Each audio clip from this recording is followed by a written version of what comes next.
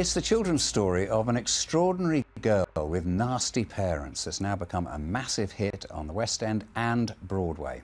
Matilda the Musical has just celebrated its 1,000th performance with sellout audiences. But it began life in Stratford-upon-Avon. Its Midland origins are now guaranteeing the success of new projects with the Royal Shakespeare Company. Here's Joan Cummins. Matilda, the adaptation of a Roald Dahl classic by the Royal Shakespeare Company, is playing to sell-out audiences across the world and has plans to open in Australia next year. But the musical journey began in the Midlands. Matilda was born in Stratford-upon-Avon. More than 80,000 people saw it there in its 3-month run.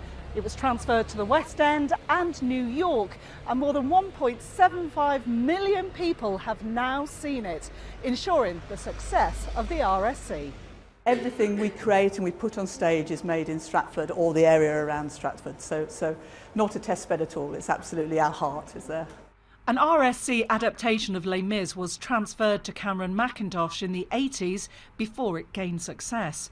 But the RSC is determined to hold on to its Made in Stratford production of Matilda, with production profits funding community RSC projects. The income from it enables us to do other things that we wouldn't be able to do otherwise. We've just streamed Richard II, for example, into schools, and 30,000 school children could see that free because of the money we'd made on Matilda. The 1,000th performance was marked with a pre-show cake for the cast and praise from the delighted audience. You cannot watch that and keep your mouth shut. It's hysterical. I've filled up with tears a couple of times. It's just magical, and I just think it's great. And the good mix about it is there's a great mix of adult and youth in it, so it's not too childish and it's not too mature for the kids. It's a great mixture. Best thing I've ever seen. Roald Dahl's widow has watched Matilda's journey and emotionally told us her husband would have been proud of the RSC's version. It is a miracle.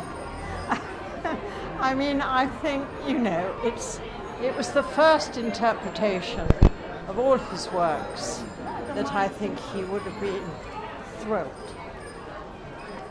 Joan Cummins, BBC Midlands Today. Oh, fabulous, and congratulations.